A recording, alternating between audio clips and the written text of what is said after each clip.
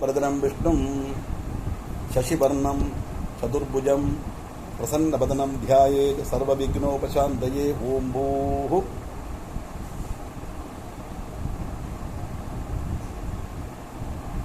ममोपात्त समस्त दुर्दक्षेद्वारा श्री परमेश्वर प्रीत्यर्थं तदेव लग्नं सुदिनं तदेव ताराबलं चंद्रबलं तदेव विद्याबलं दैवबलं तदेव लक्ष्मीपतेते अंग्रियुगं स्मरामि। शुभे शोभने मुहूर्ते आद्य ब्रह्मणः द्वितीय परार्धे श्वेत वराहकल्पे श्री गोविंद गोविंद गोविंद आद्य श्री भगवतः आदि विष्णोः आदि नारायणस्य अचिन्त्यया अपरिमितया शक्त्या भूयिमानस्य महाजलौघस्य मध्ये परिभ्रमदाम् अनेककोटि ब्रह्माण्डानां मध्ये एकतमे पृथिव्यप्तेजः वायु आकाश अहंकारादि महदव्यक्तैः आभरणैः आवृते अस्मिन् महति ब्रह्माण्डकरण्डकमध्ये आधारशक्ति कूर्मानन्दादि अष्टदिग्गजोपरि प्रतिष्ठितस्य अतलवितल सुतल रसातल तलातल महातल पादालाख्य लोकसप्तकस्य उपरितले पुण्यकृतां दिवासभूते भुवर्सुवः महर्जनः तपस्सत्याख्ये लोकषट्कस्य अधोभागे महानालायमान फणिराजशेषस्य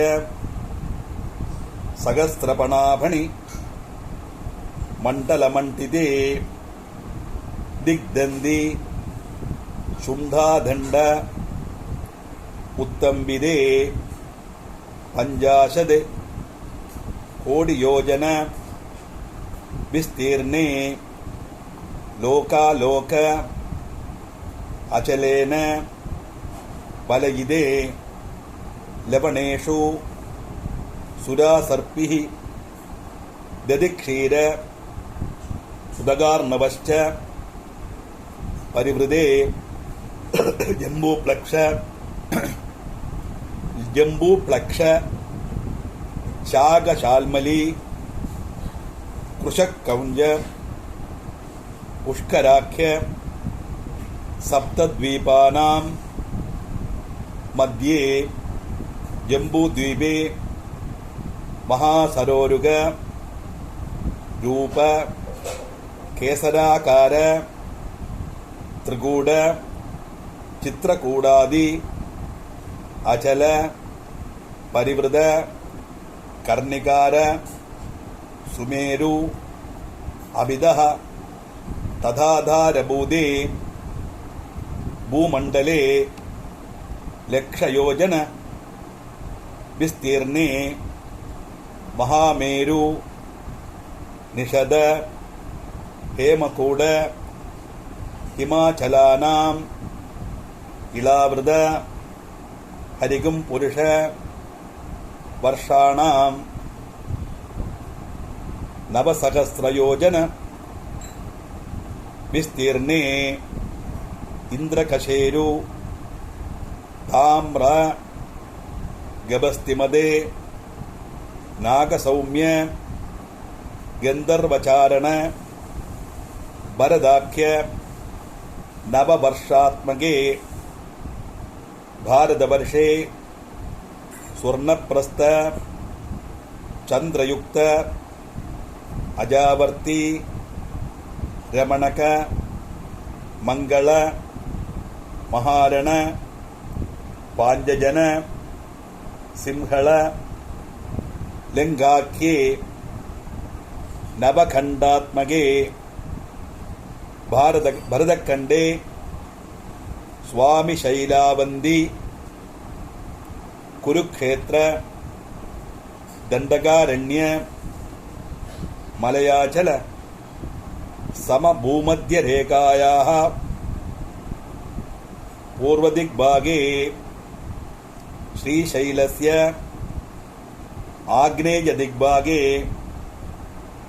श्रीराम सेतुगंगयोः मध्यप्रदेशे परशुरामक्षेत्रे सकल जगद् सृष्टुः परार्द्वय जीविनः ब्रह्मणः प्रथम परार्धे 50 अब्दात्मके अतीते द्वितीय परार्धे 50 अब्दादौ प्रथमे संवत्सरे प्रथमे मासे प्रथमे पक्षे प्रथमे दिवसे अहनी द्वितीयेयामे तृतीये मुहूर्ते स्वायंभुवः स्वारोचिषः उत्तमतामस रैवत चाक्षुष आख्येषु षट्सु मनुषु व्यतीतेषु सप्तमे वैवस्वत मन्वन्तरे अष्टाविंशतितमे कृतत्रेद द्वापर कलियुगात्मके चतुर्युगे तत्र कलियुगे सौर चांद्र सावन नक्षत्रमानैः अनुमिदे प्रभवादीनां षष्ट्याः संवत्सराणां मध्ये प्लवनाम संवत्सरे दक्षिणायने वर्ष ऋतौ श्रावणमासे शुक्लपक्षे अद्य पौर्णमास्यां शुभदिदौ भानुवासर युक्तायां श्रविष्ठा नक्षत्र युक्तायां शुभयोग शुभकरण एवं गुणविशेषण विशिष्टायां अस्यां वर्तमानायां पौर्णमास्यां शुभदिदौ ममोबात समस्त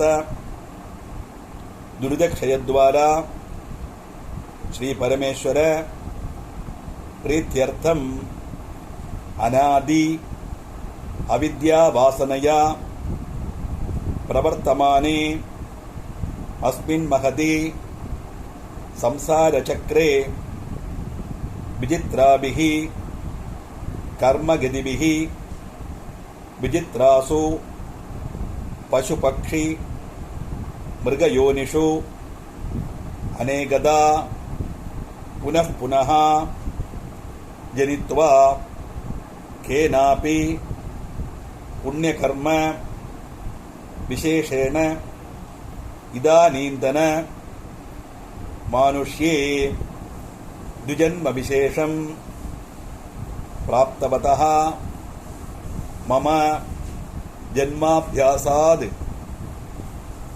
जन्म प्रवृत्ति एतद् क्षणपर्यन्तं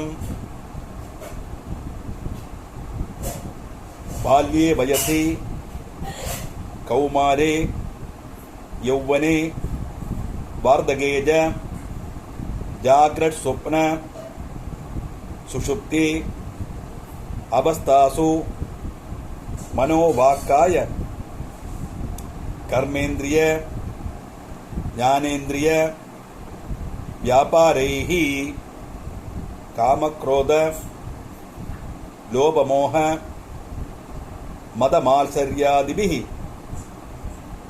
संभावितानां समपातकानां अधिपातकानां उपपातकानां संगरीकरणानां मलिनीकरणानां अपात्रीकरणानां जातिभ्रंशकराणां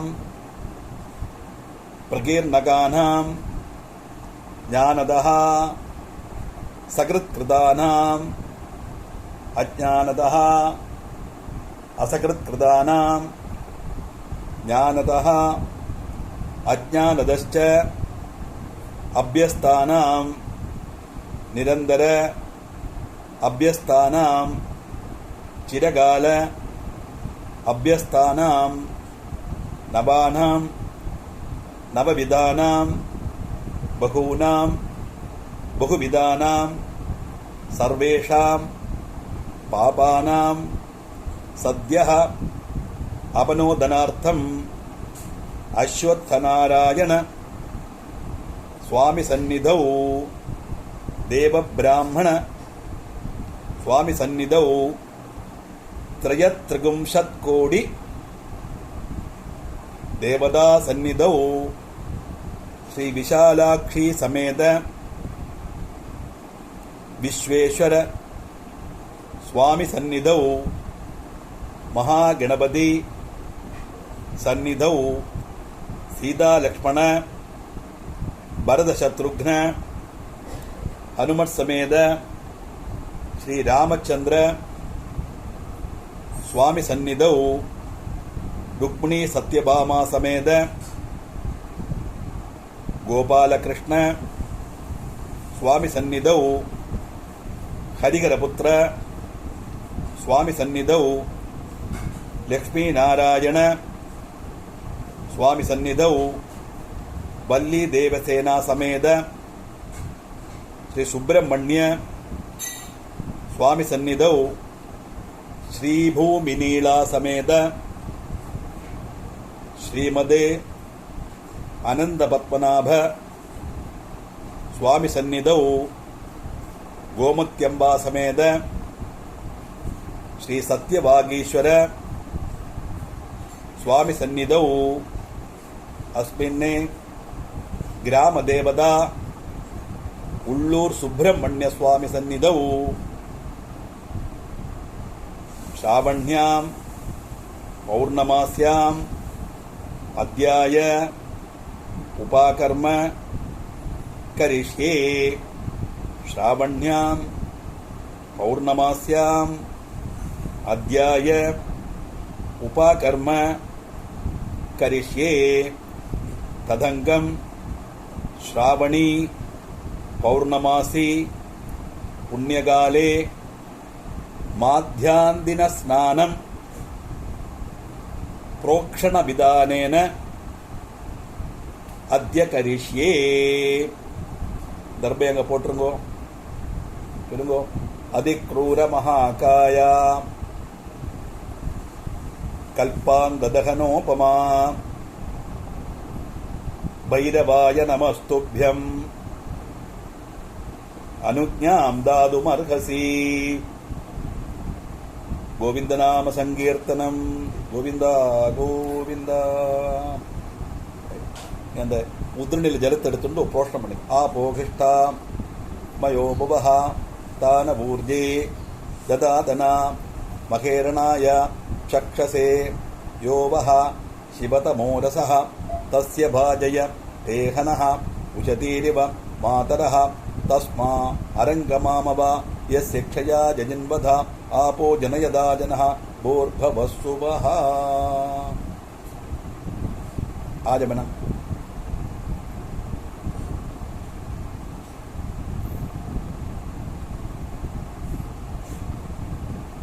शुक्लां भरधरं विष्णुं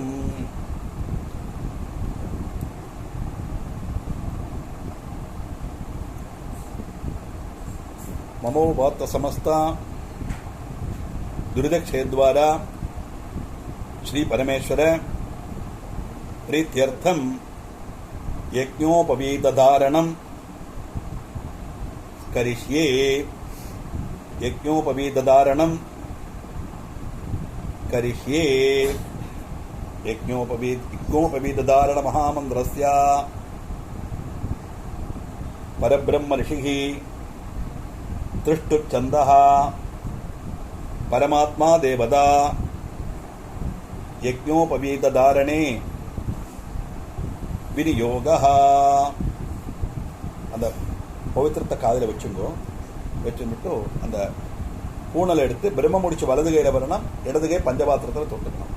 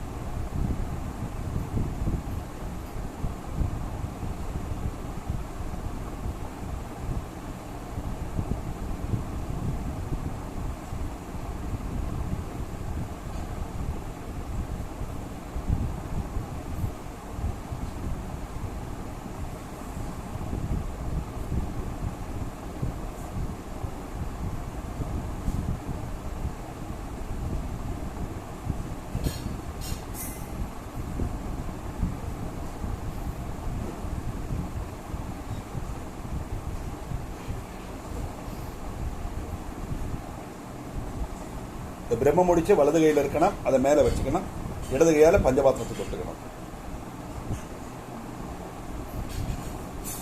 வலது கை மேல சார், வலது கை மேல, இடது கை கீழே. யஜ்ஞோபவீதம் பரமம் பவித்ரம் பிரஜாபதேஹ யத் சகஜம் புரஸ்தாத் ஆயுஷ்யம் அக்ரியம் प्रतिमुंज शुभ्रम यज्ञोपवीतं बलमस्तु तेजः भूर्भुवस्सुवः போட்டுக்கோ. போட்டுக்கலாம். கொஞ்சம் வெயிட் பண்ணிக்கோ, அப்பா கூட முடிச்சுக்கிட்டேன். அடுத்தது யஜ்ஞோபவீதம்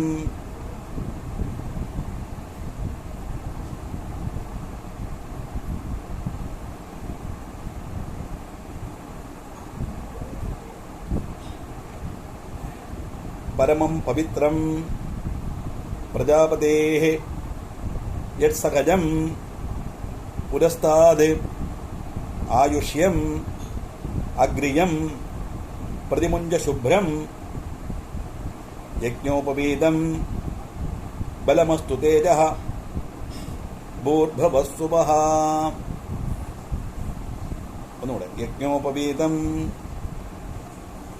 परमं पवित्रं प्रजापतेः यत्सहजं पुरस्ताद् आयुष्यं अग्रियं प्रतिमुंज शुभ्रं यज्ञोपवीतं बलमस्तु तेजः भूर्भुवस्सुवः. பழைய புனல் கருத்துங்க. உபவீதம் भिन्नतंदुम जीर्णम कश्मलदूषितम विसृजामि नहि ब्रह्मवर्स्तः दीर्घायुरस्तु मे. आजवनम अच्युताय नमः.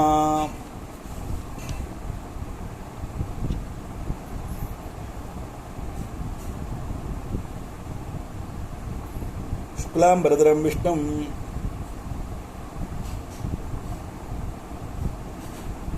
ओम भूः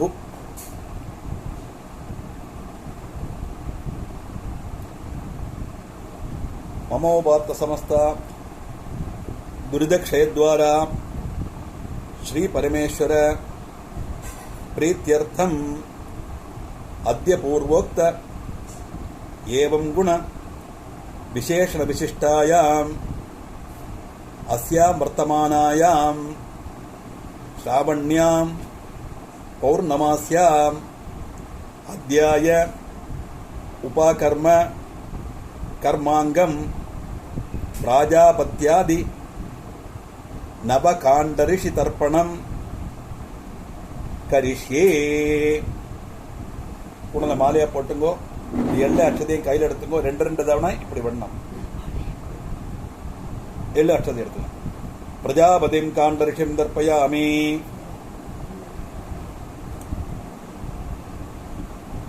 प्रजापतिं सोमं कांडऋषिं तर्पयामि सोमं कांडऋषिं तर्पयामि अग्निं कांडऋषिं तर्पयामि अग्निं कांडऋषिं तर्पयामि विश्वान् देवान् कांडऋषिस्तर्पयामि विश्वान् देवान् कांडऋषिस्तर्पयामि सांहितिर्देवताः उपनिषदस्तर्पयामि सांहितिर्देवताः उपनिषदस्तर्पयामि याज्ञिकीर्देवताः उपनिषदस्तर्पयामि याज्ञिकीर्देवताः उपनिषदस्तर्पयामि वारुणीर्देवताः उपनिषदस्तर्पयामि वारुणीर्देवताः उपनिषदस्तर्पयामि ब्रह्माणं स्वयंभुवं तर्पयामि सदसस्पतिं तर्पयामि सदसस्पतिं तर्पयामि कईरन्ना अलंबिंगो अदुल उणल वलम पोट्टुंगो आदिवनं पण्णिंगो पवित्रता पोट्टुंगो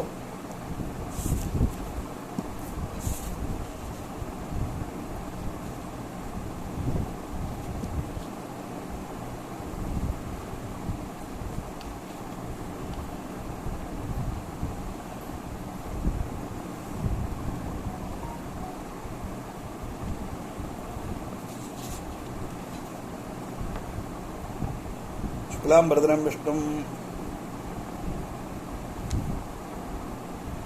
ओं भूः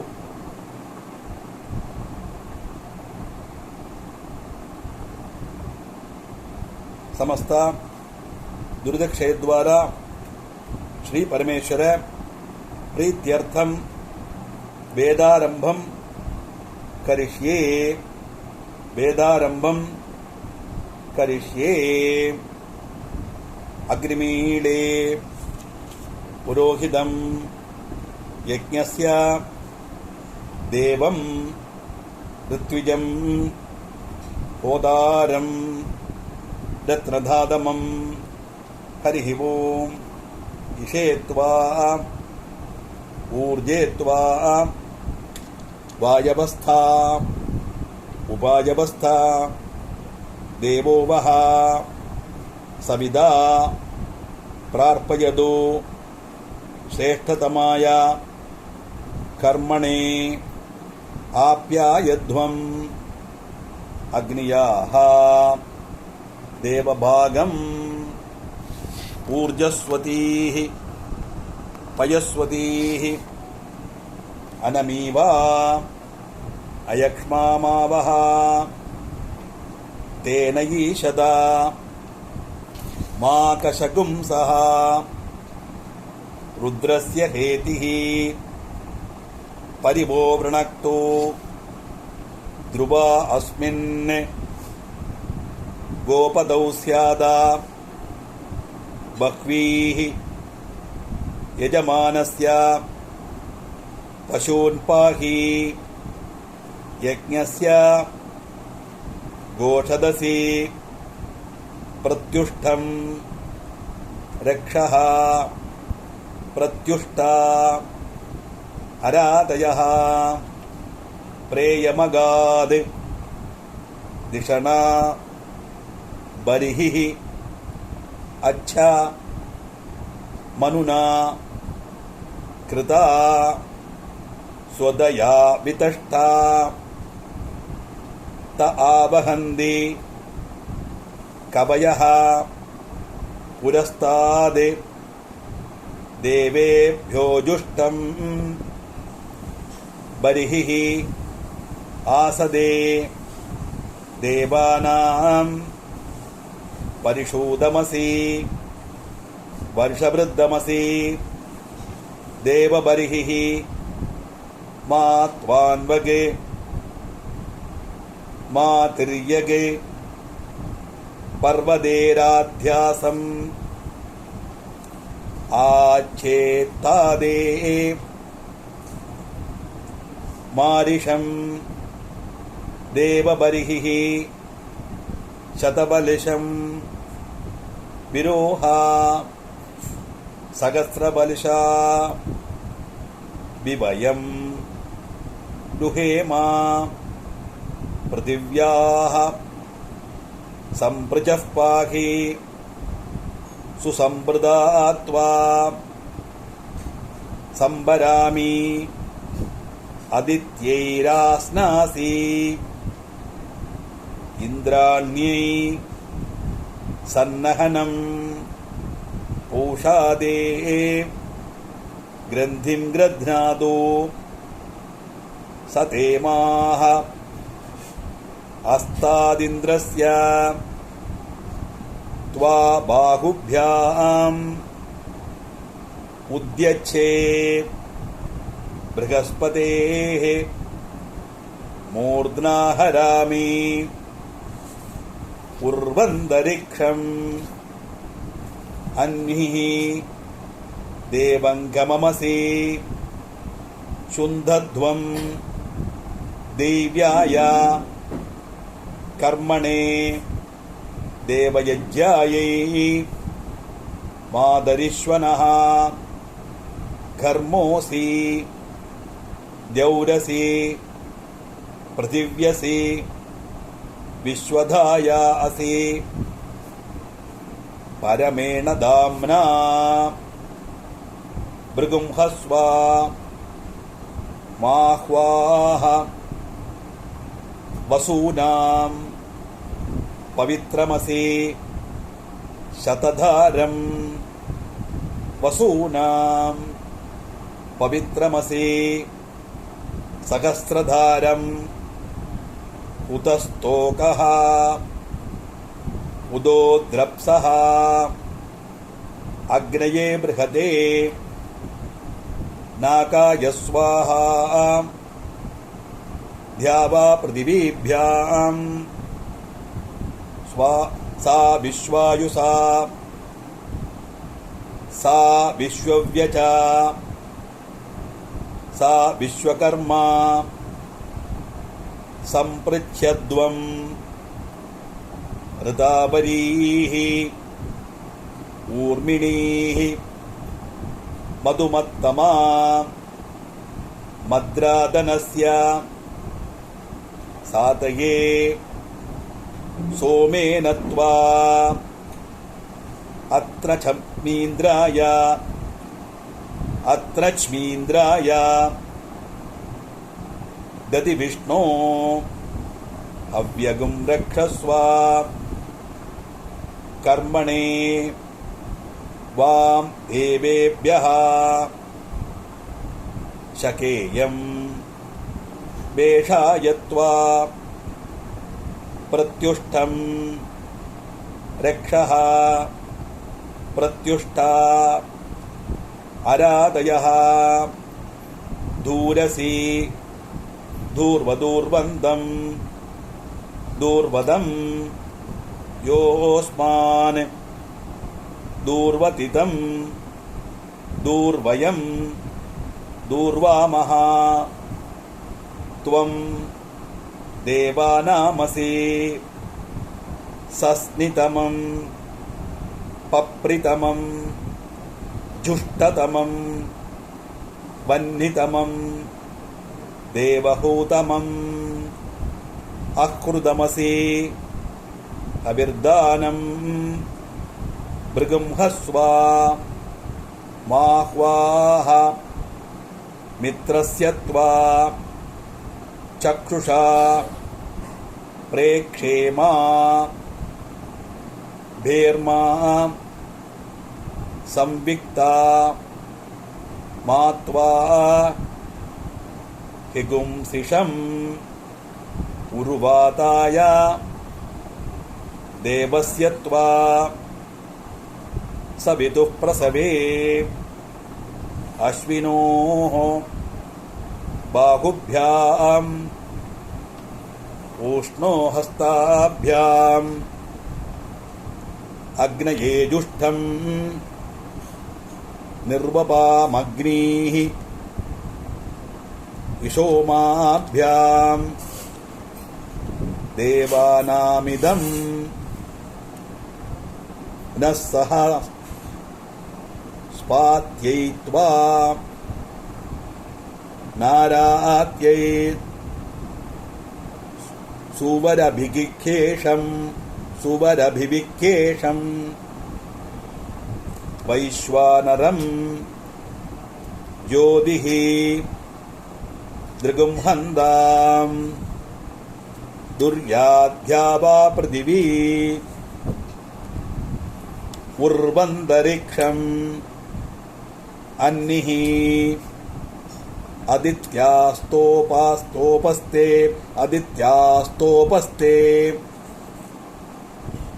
सदायमग्ने हव्यगं रक्षस्व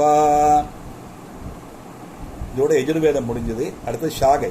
ஹரிஹி ஓம் பிரம்ம சந்தத்தம் தன்மே ஜின்பதம் சத்ரகும் சந்தத்தம் தன்மே ஜின்பதம் இஷகும் சந்தத்தம் தாம்மே ஜின்பதம் ஊர்ஜகம் சந்தத்தம் தாம்மே ஜின்பதம் ऋजगुं सन्दत्तं ताम्मे जिन्वदं पुष्टिगुं सन्दत्तं ताम्मे जिन्वदं प्रजागुं सन्दत्तं ताम्मे जिन्वदं पशून् सन्दत्तं तान्मे जिन्वदं स्तुतोऽसि जनदाः देवास्त्वा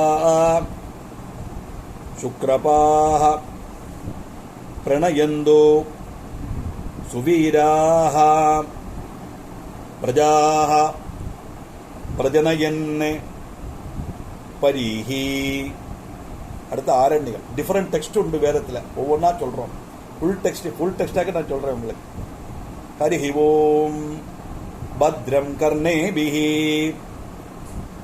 शृणुयाम देवा भद्रं पश्येम अक्षभिः यजत्राः स्थिरैरङ्गैः स्तुष्टुवागुंसः तनूभिः व्यशेम देवहितं यदायुः स्वस्ति न इन्द्रो वृद्धश्रवाः स्वस्ति नः पूषा विश्ववेदाः स्वस्ति नस्तार्क्ष्यः अरिष्टनेमिः स्वस्ति नः बृहस्पतिः ददातु. हरिः ओम् संज्ञानं विज्ञानं प्रज्ञानं जानदे अभिजानदे संकल्पमानं प्रकल्पमानं उपकल्पमानं उपक्लिप्तं क्लिप्तं श्रेयो वसीय आयदे संभूतं भूदं चित्रः केतुः प्रभानाभान् संभान् ज्योतिष्मान् तेजस्वान् आतपन्ने तपन्ने अभिदपन्ने रोचनः रोचमानः शोभनः शोभमानः कल्याणः दर्शा दृष्टा दर्शदा विश्वरूपा सुदर्शना आप्यायमाना आप्यायमाना आप्यायया सुनृतेरा आपूर्यमाणा आपूर्यमाणा पूरयन्ति पूर्णा पौर्णमासी धादा प्रधादा अनन्दो मोदः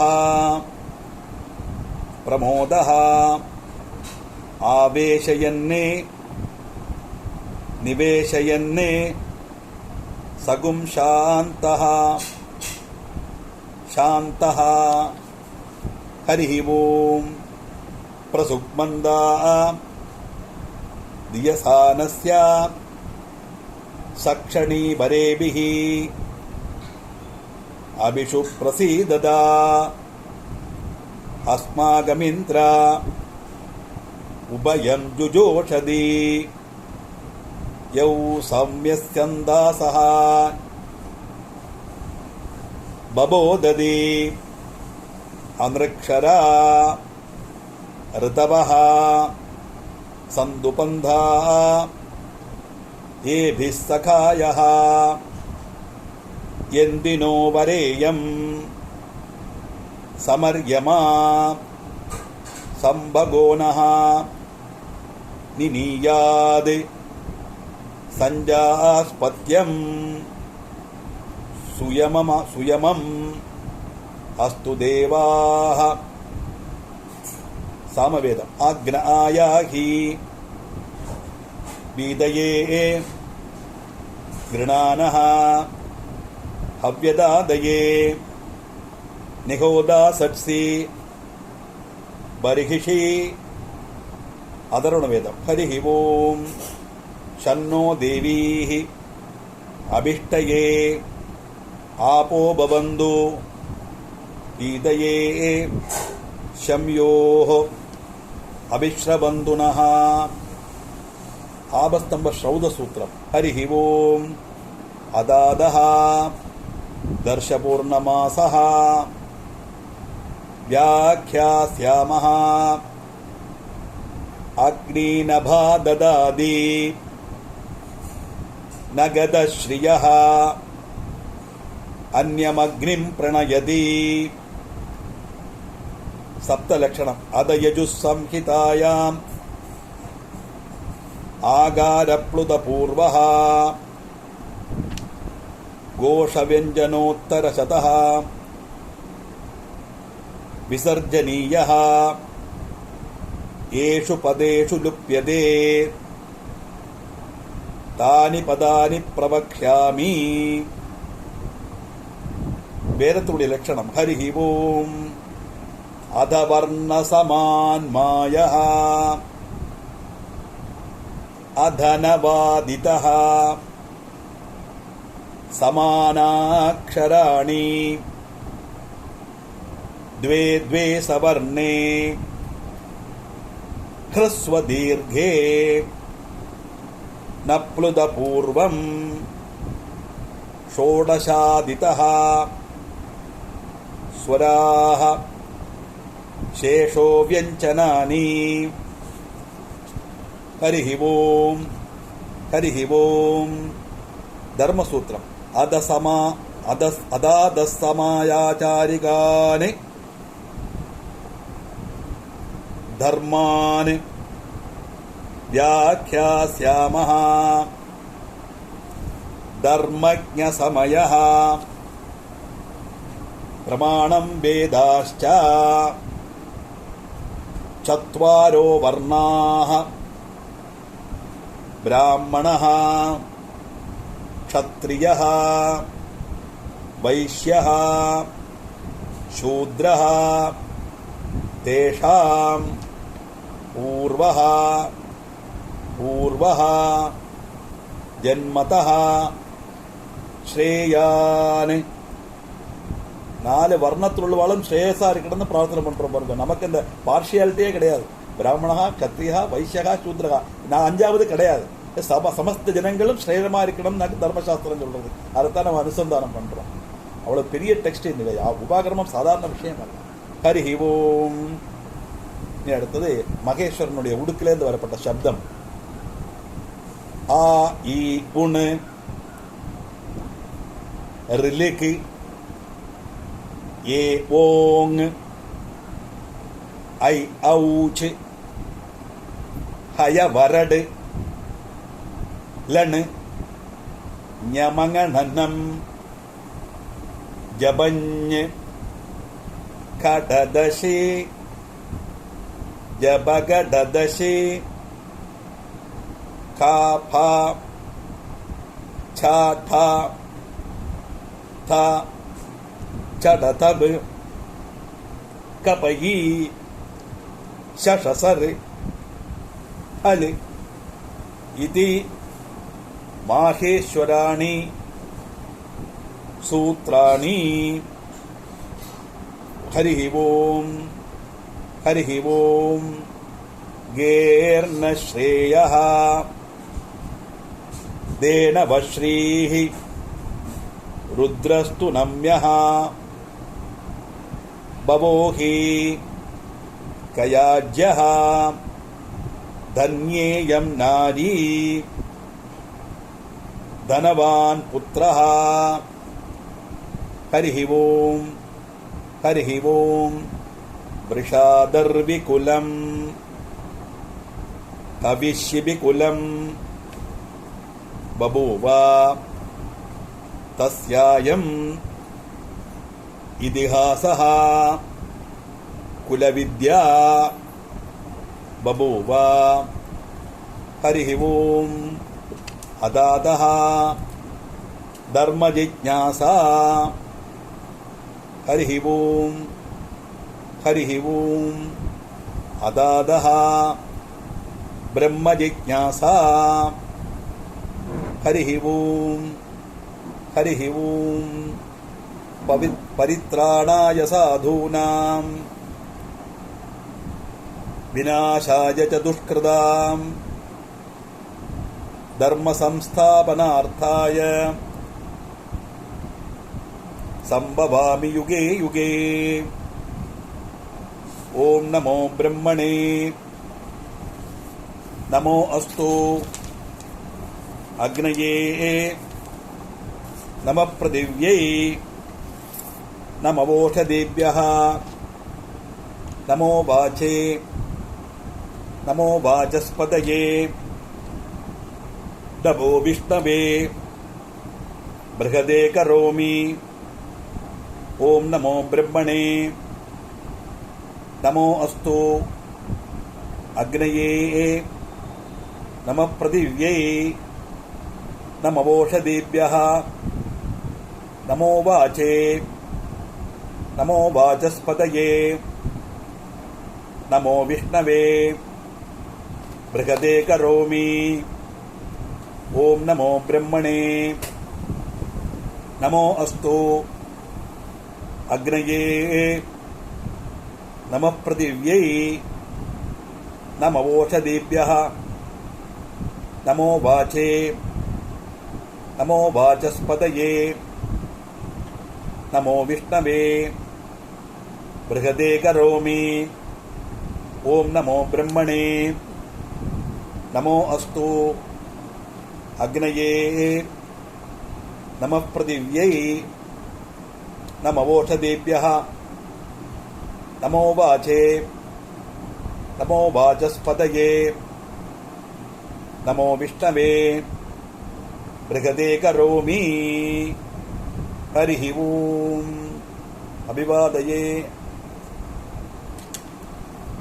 நமஸ்காரம். இந்த தட்சணை எடுத்துங்கோ. வெறும் தட்டை கையில் எடுத்துட்டா போதும். அப்புறம் அனுப்பிச்சுக்கோ. கையை எடுத்து ஹிரண்யகர்ப கர்ப்பஸ்தம் ஹேமபீஜம் விபாவசோஹோ अनंत पुण्य फलदम अधशांति प्रयच्छ मे श्रावण्य पौर्णमास्याम अध्याय उपाकर्म साद्गुण्यम कामे मानः इदं हिरण्यम सदक्षिणाहम आचार्येभ्यः संप्रददे ओम तत्सदे कहवचुको वेदव्यास प्रियदाम அனுப்படா அந்த பவித்திரத்தை அழிச்சிருக்கோ ஆஜவனம் பண்ணுங்க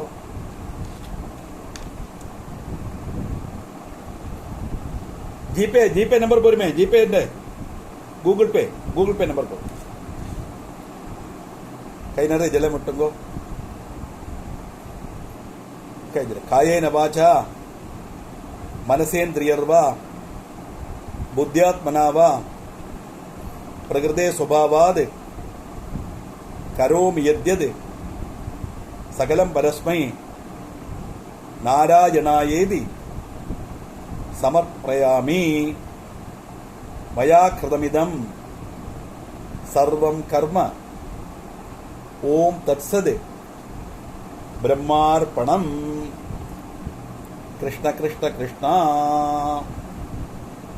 வந்து அம்மா அப்பாவும் பாட்டியில் நமஸ்காரம் பண்ணுங்க நீங்களும் எல்லாரும் நமஸ்காரம் பண்ணுங்க சுவாமி நமஸ்காரம் பண்ணுங்க 15 வருஷமா தேங்க்யூ சார் நான் உங்களுக்கு ரொம்ப சந்தோஷமா இருக்கு நீங்க அம்பிட்டு இந்த குழந்தை அழகா வாங்கி சொல்றான் பார்த்தல சாதாரண அறிவே எல்லாம் பேசாம உட்காந்து நானே பாடிட்டு வருவேன் இது எனக்கு சந்தோஷம் அதனால தான் பிரிச்சு ஃபுல் டெக்ஸ்டா சொன்னேன் எனக்கு ஒரு திருப்தி நான் ஒரு வருஷம் அவனே விட பண்ண மாதிரி ஆயிடுச்சு ஃபுல்லா சொல்லியாச்சுன்னா நிச்சயம் தேங்க்யூ சார் சத்யா சேரல் விஸ்வமாதியார் ஏபிச்சது 15 வருஷமா வாத்தியார் மாறினாலும் என்ன நீங்க மாத்தலை அது சந்தோஷம் எனக்கு அர்த்தம் உண்டு நிச்சயம் நிறைய நான் பண்ணலாம் சார் அழகா பண்ணலாம்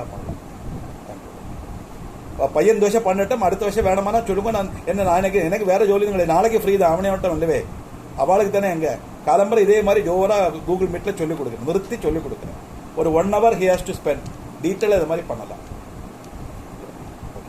அந்த சேனலுக்கு சப்ஸ்கிரைப் பண்ணுங்க நான் அனுப்புறேன் என்ன ஏன்னா ஒரு துர்காபுரம் சத்சங்கத்தோட சேனல் இருக்கு நீங்க எல்லாரும் நீங்க நாலு மாமியோட போன்ல இருந்து பண்ணுங்க எனக்கு நம்பர் ஆஃப் சப்ஸ்கிரைபர்ஸ் ஜாஸ்தி வரணும் நிறைய 40 வீடியோஸ் போட்டிருக்காரு நிறைய விஷயங்கள் இருக்கு பூஜா ரூமில் போனால் எப்படி விளக்கேற்றணும் பூஜா ரூமில் என்னெல்லாம் செய்யலாம் மந்திரத்தை எப்படி சொல்லணும் கணேச பஞ்சரத்ன ஸ்தோத்திரம் எப்படி சொல்லணும் அதனுடைய மீனிங் என்ன மோதகம்னா என்னது அருகம்பில்லி ஏன் போடுறா இதெல்லாம் அதில் இருக்கு இதெல்லாம் உங்களுக்கு தெரிஞ்சு கொஞ்சம் கொஞ்சமாக நீங்கள் சௌகரியம் கிடைக்குமா பார்த்துக்கலாம் குட்டி வீடியோஸ் தான் சப்ஸ்கிரைப் பண்ணணும் இன்னைக்கு அதாக இந்த வருஷம் நான் சொன்னேன் எனக்கு பெரிய தட்சணை அதாக்கும் என்னோட சப்ஸ்கிரிப்ஷன் எனக்கு வேணும் நிறைய ஆல் த பெஸ்ட் வந்து இப்போ எங்கள் மெடிக்கல் காலேஜில் ஒர்க் பண்ணிட்டு இருக்கியா வெரி குட் என்ன branch ortho oh very good thank you all the best